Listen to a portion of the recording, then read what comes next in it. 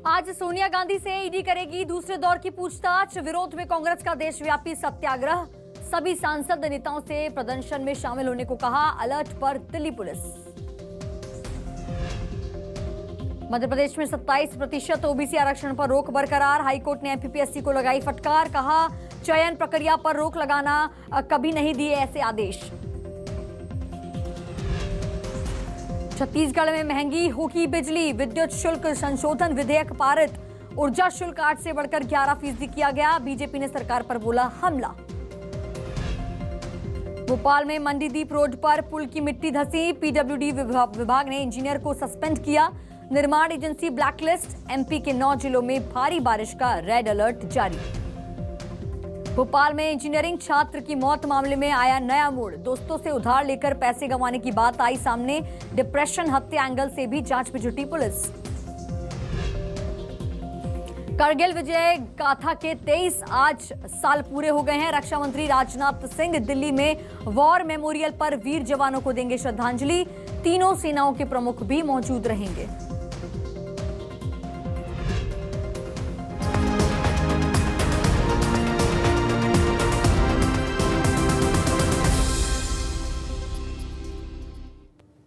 तो वहीं छत्तीसगढ़ विधानसभा का आज मानसून सत्र का 5वां दिन है। आज 2021 से 22 के आय व्यय की जानकारी पटल पर रखेंगे सीएम भूपेश बघेल। और सदन में उठ सकता है कानून व्यवस्था का मुद्दा। विकास कार्यों को लेकर बीजेपी सवाल उठाएगी। सरकार को घेरने की तैयारी में विपक्ष।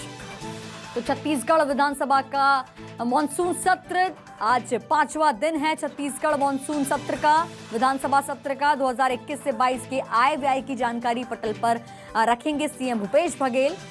और सदन में कानून व्यवस्था को लेकर भी मुद्दा उठ सकता है।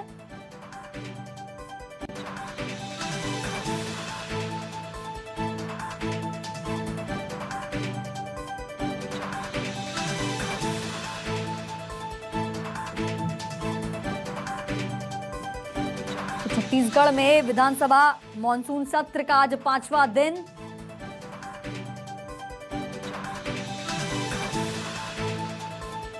ज्यादा जानकारी के साथ हमारे साथ संवाददाता नेहा केशरवानी जुड़ गई हैं। नेहा केशरवानी, आज 5वां दिन छत्तीसगढ़ विधानसभा सत्र का, क्या कुछ अहम इसमें खास?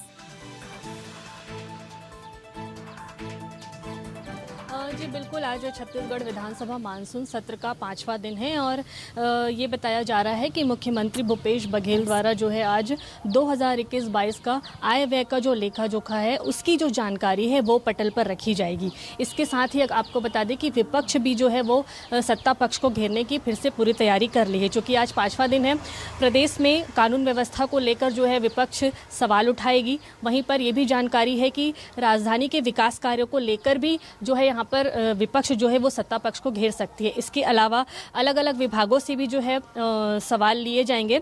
जानकारी के मुताबिक मैं आपको बता दूं कि जो है जांजगीर चांपा जिले में जो खनिज न्याय की राशि थी उसमें अनियमितता पाई गई थी। उसको लेकर के जो है बीजेपी द्वारा जो है मुख्यमंत्री भूपेश बघेल का जो है ध्यान आकर्षण करेंगे। वहीं अगर बात करें जाए तो राष्ट्रीय कृषि विकास योजना के अंतर्गत सेडनेट हाउस में भी जो है निर्माण की अनियमितता कार्य पाई गई थी। उसको लेकर भी जो है यहाँ पर कृषि मंत्री का ध्यान आकर्षण किया जाएगा। वहीं अगर और भी मैं बात करवा दूं तो जो है रायगढ़ जिले से भी जो है यहाँ पे सवाल उठाए जाएंगे। वन मंडल के अंतर्गत जो है रिजर्व फॉरेस्ट में तालाब के निर्माण में जो गड़बड़ी का कुछ मामला था उसको भी आज जो है यहाँ पर मानसून सत्र में जो है उठाया जाएगा। तो इस तरीके से आज जो है सरकार को घेरने के अलावा अलग अलग विभाग से सवाल भी लिए जाएंगे। प्रदेश की कानून व्यवस्था को लेकर जो है विपक्ष लगातार जो है यहाँ पर बिल्कुल नेहा केशरवानी, आप हमारे साथ बने रहिए, हम आपसे खबरों की अपडेट लेते रहेंगे।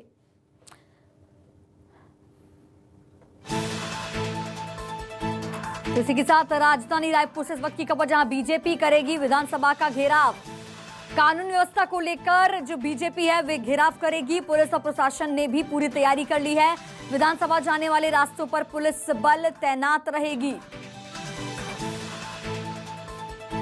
तो बीजेपी अब विधानसभा का घेराव करेगी।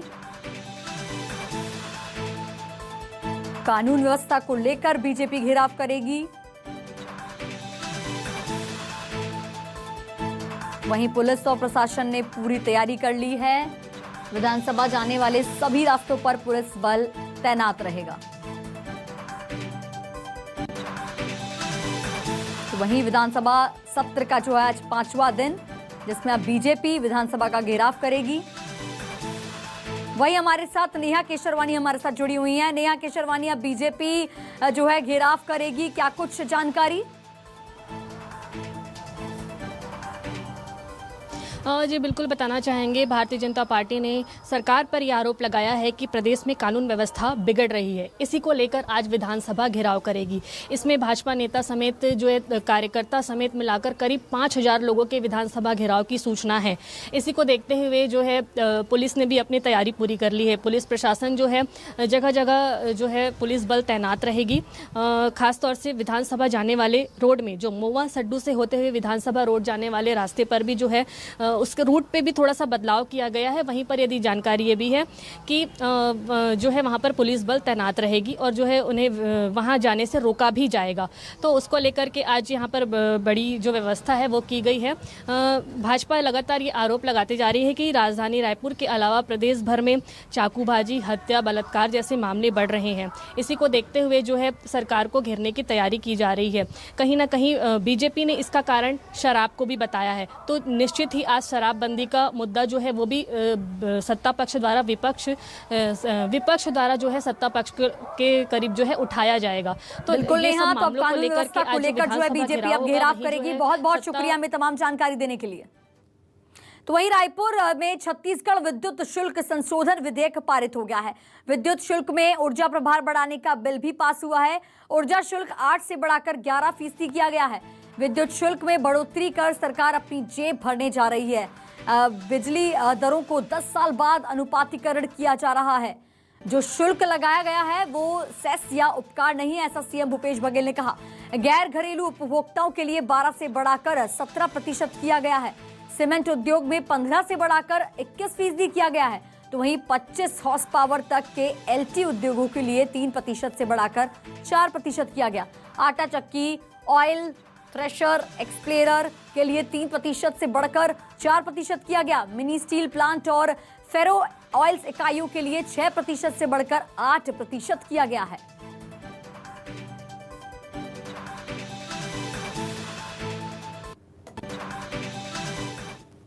छत्तीसगढ़ में हड़ताल पर सरकारी कर्मचारी, डीए एचआरए को लेकर हड़ताल पर हैं कर्मचारी। 29 जुलाई तक जो है अब ये हड़ताल पर रहेंगे सभी कर्मचारी।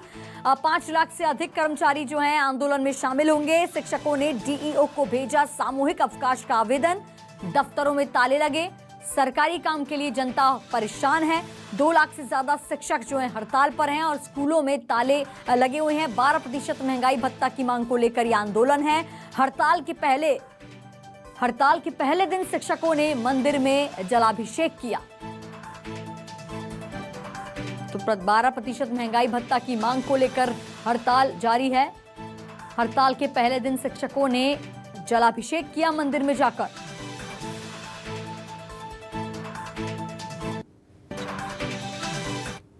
छत्तीसगढ़ में सरकारी कर्मचारियों ने महंगाई भत्ते को लेकर 5 दिनों तक हड़ताल का आगाज कर दिया।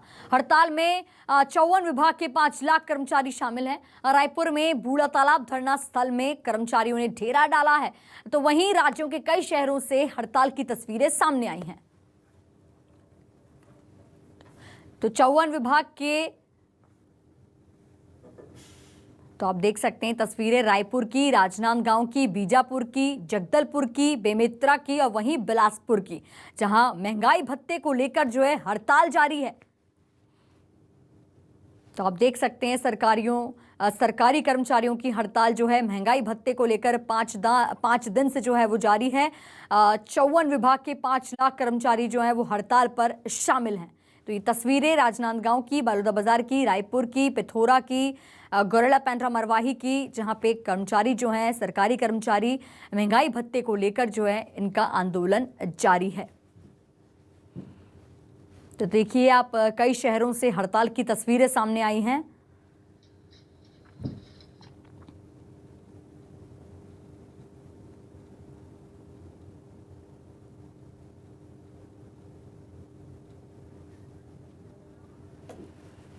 रायपुर में सदन में गूंजा सरकारी कर्मचारियों के आंदोलन का मामला। कर्मचारी हड़ताल पर, स्कूल और कार्यकाल बंद हैं। बृजमोहन यादव ने कहा, घोषणा पत्र में जो वादे किए गए थे, एक भी वादे पूरे नहीं हुए हैं। दफ्तर में ताला लगा हुआ है और कर्मचारी सड़क पर हैं, ऐसा धर्मलाल कौशिक ने कहा। छत्तीसगढ़ में ऐसी स्थिति कभी नहीं आई, ऐसा धर्मलाल कौशिक ने कहा। बयान सामने आया है, कर्मचारियों से मुख्यमंत्री को चर्चा करनी चाहिए। तो अब रायपुर में सदन में गूंजा सरकारी कर्मचारियों के आंदोलन का मामला। उसी को लेकर जो है अब महंगाई भत्ते को लेकर जो कर्मचारी हड़ताल पर हैं, स्कूलों में ताले लग गए हैं। अब इस घोषणा पत्र में जो भी वादे किए गए थे, एक भी वादे पूरे नहीं किए गए हैं। छत्तीसगढ़ में ऐसी स्थिति कभी नहीं आई है, ऐसा धर्मलाल कौशिक का बयान सामने आया है। कर्मचारियों से मुख्यमंत्री को चर्चा करनी चाहिए, ऐसा धर्मलाल कौशिक ने कहा है।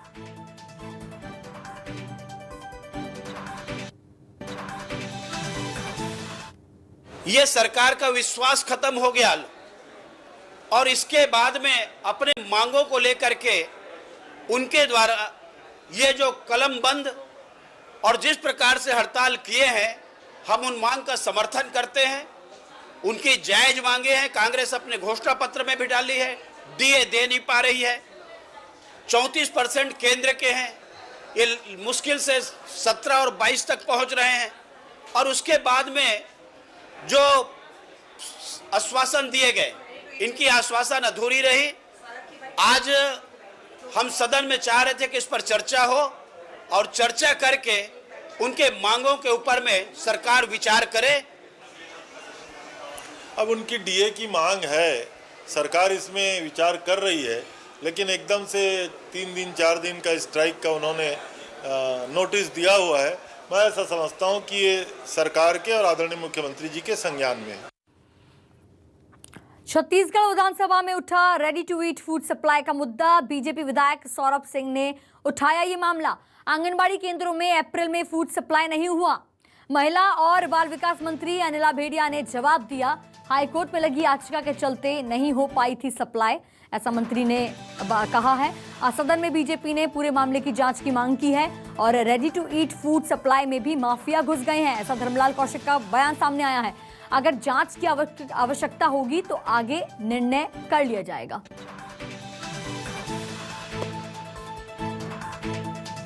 तो सदन में बीजेपी ने पूरे मामले पर जांच की मांग की है। Ready to eat food supply में भी माफिया घुस गए हैं, ऐसा धर्मलाल कौशिक ने कहा है। तो वहीं चौबे का बयान सामने आया है, जहां अगर जांच की जरूरत होगी तो आगे निर्णय ले लिया जाएगा। तो रेडी टू ईट पर विधानसभा में हंगामा। सदन में बीजेपी ने पूरे मामले की जांच की मांग की है।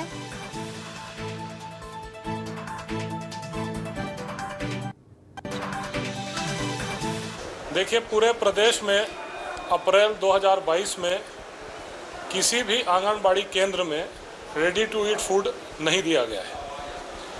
और ये बड़ा गंभीर मामला है कि एक तरफ हम कुपोषण की लड़ाई की बात कर रहे हैं और दूसरी तरफ हम बच्चों को रेडी टू ईट फूड दे नहीं पा रहे हैं। 1 महीने का पूरा रेडी टू ईट फूड गायब हो गया। रेडी टू ईट की सप्लाई के संदर्भ में जो नीतियों में परिवर्तन किया गया, उसके कारण माननीय मंत्री जी ने स्वीकार किया कि अप्रैल माह में वितरण दुरुस्त नहीं हो पाया था। उसके बाद के महीनों में अब रेगुलर वितरण हो रहा है और अप्रैल माह के वितरण नहीं होने का भी कारण उन्होंने माननीय उच्च न्यायालय में प्रकरण लंबित होने की जानकारी दी। तो मैं समझता हूँ इससे प्रतिपक्ष को संतुष्ट हो जाना चाहिए था। तो वहीं नगर पालिका रिसाली के बीजेपी पार्षदों ने नगर निगम परिसर में धरना प्रदर्शन किया। पार्षदों का कहना है कि राजीव युवा मतदान क्लब के लिए 40 वार्डों के लिए सूची का आदेश जारी किया गया है। समिति का गठन किया गया है, जिसमें शासन के मापदंडों की धज्जियां उड़ाई गई हैं।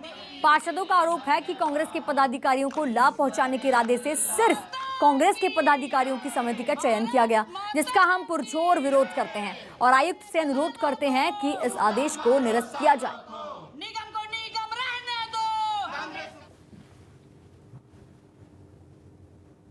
भारतीय जनता पार्टी जिंदाबाद जिंदाबाद जिंदाबाद भारतीय जनता पार्टी जिंदाबाद। इस योजना के तहत खेल के प्रति लोगों को जागरूक करने के लिए हर वार्ड से एक समिति बनानी थी, जिस समिति का सभी ओपन था, वो सभी को जमा करना था। तो इसमें जो जितने भी वार्डवासी थे वो तो पार्षदों के द्वारा वो जमा किया गया था। तो सभी खेल से जितने जुड़े हुए लोग हैं, हम लोगों ने अपने अपने वार्ड से लोगों का लाके जमा किया था। मगर यहाँ ऐसा है कि 12 वार्ड से हमने जमा किया, मगर जमा करने के बाद इस राजीव युवा मैदान क्लब के नाम को हटाकर इन्होंने कांग्रेस क्लब कर दिया है।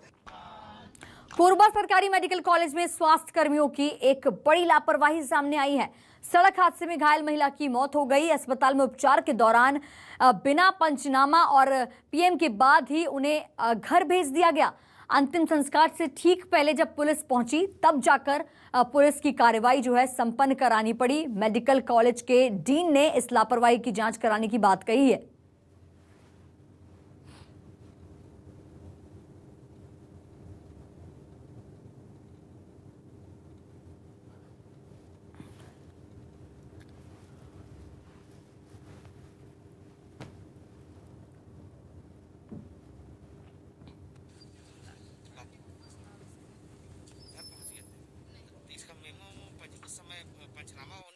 खत्म हो गया है, छुट्टी तो जाएंगे घर, ऐसे फिर छुट्टी दिए फिर घर चले गए। हाँ, एम्बुलेंस भी बुला दी, उन्हीं लोग बुला। कौन सा एम्बुलेंस? सरकारी? हाँ, सरकारी। तो फिर कहाँ चले गए थे आप लोग? घर जा रहे थे, कोटकोना पहुँच गए थे। पहुँच गए थे, फिर वापस? फिर फोन करके बुलाए तो आ गए। कौन बुला? यही सर लोग। पुलिस वाले?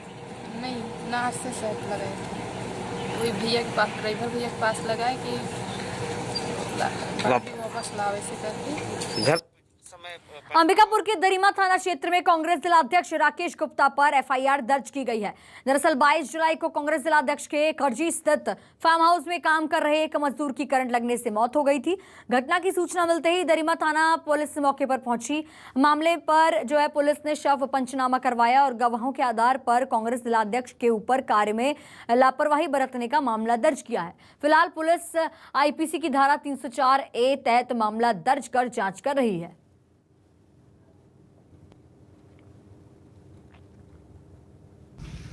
करजी में हमारे फार्म में काम करते हुए बसंत, जो शिवपुर निवासी थे, उनका 11 kVA में के संपर्क में आने से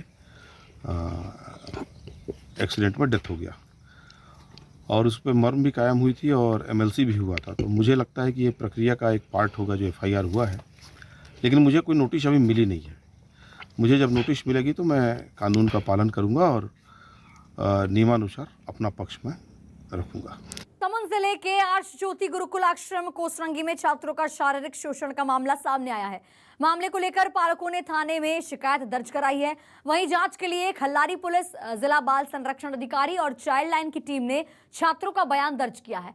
आपको बता दें कि आर्ष ज्योति गुरुकुल आश्रम में 6वीं से लेकर 12वीं तक के 48 बच्चे जो हैं पढ़ाई करते हैं। आश्रम अधीक्षक पर बच्चों के पालकों ने शारीरिक शोषण का आरोप लगाया है।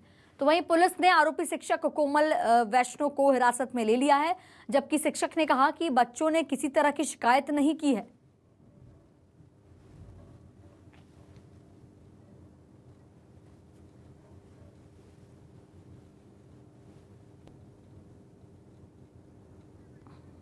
इसमें 1098 पे कॉल आया था चाइल्ड लाइन को। चाइल्ड लाइन के द्वारा सूचना दिया गया कि कुछ पेरेंट्स आए हुए हैं और जिनके बच्चों का शोषण हुआ है करके। तो बच्चों का कथन लिया गया, कथन में आया कि शारीरिक शोषण हुआ है करके। बाकी बाल कल्याण समिति में प्रकरण को प्रस्तुत किया जाएगा कल, उसके बाद अग्रिम कार्रवाई की जाएगी। मैं अभी कुछ दोनों तरफ से नहीं बोल पाऊंगा। अभी जो प्रकरण बना है तो न्याय के अधीन है ये, और टीआई महोदय या फिर चाइल्ड हाउस वाले जो अभी लिए हैं, उसके बाद ही बात स्पष्ट हो पाएगी कि क्या ये सच्चाई है क्या नहीं है।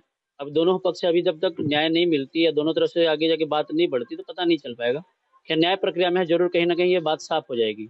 इस पर तत्काल जो हमारी बाल कल्याण समिति की टीम और पुलिस टीम मौके पर गई और उसके द्वारा जो है पतासाजी और प्रारंभिक जांच की गई। इसके आधार पर जो है पालकों की शिकायत पर थाना खल्लारी में जो है 68 पॉक्सो एक्ट और 323 506 आईपीसी धारा के तहत अपराध पंजीबद्ध किया गया है। उक्त प्रकरण में जो है आरोपी शिक्षक को हिरासत में ले लिया गया है और प्रकरण में उनके विरुद्ध जो है विधि सम्मत कार्रवाई की जा रही है। वहीं खबर कवर्धा से, जहां भोरमदेव पहुंचे श्रद्धालुओं की बड़ी लापरवाही सामने आई है। जान जोखिम में डालकर नदी पार कर रहे थे सैकड़ों लोग। बच्चे सहित छोटे बड़े सभी वाहन कर रहे थे नदी पार। लगातार हो रही बारिश के चलते नदी नाले उफान पर हैं। पुल से 2 फीट ऊपर बह रहा है पानी और सुरक्षा के कोई इंतजाम नहीं है। मोरमदेव के छपरी में शंकरी नदी का ये मामला बताया जा रहा है।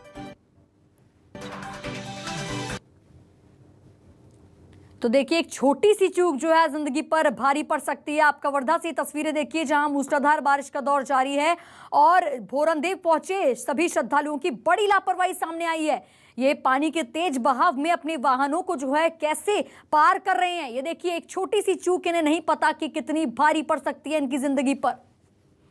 तो लगातार बारिश से जो है नदी नाले सब उफान पर हैं। मूसलाधार बारिश का दौर जो है वो जारी है। चाहे मध्य प्रदेश की बात करें या छत्तीसगढ़ की बात करें, बारिश जो है एक आफत बनकर जो है पैदा हुई है, आई है यहाँ पर मध्य प्रदेश और छत्तीसगढ़ में। देखिए, नदी नाले सब उफान पर हैं। लोगों को आने जाने में काफ़ी परेशानियों का सामना करना पड़ रहा है। यातायात भी प्रभावित हो गया है। लेकिन ये तस्वीरें देखिए जहाँ लोग अपनी जान जोखिम में डालकर ये नदी जो है ये नदी नाला जो है ये पार करते नजर आ रहे हैं। देखिए किस तरह जो है वाहन जो है ये पार करते हुए नजर आ रहे हैं। ये बड़ी लापरवाही इन पर भारी पड़ सकती है। चलिए, खबरों में फिलहाल इतना ही। आप बने रहिए हमारे साथ और देखते रहिए न्यूज़ 24 मध्य प्रदेश छत्तीसगढ़।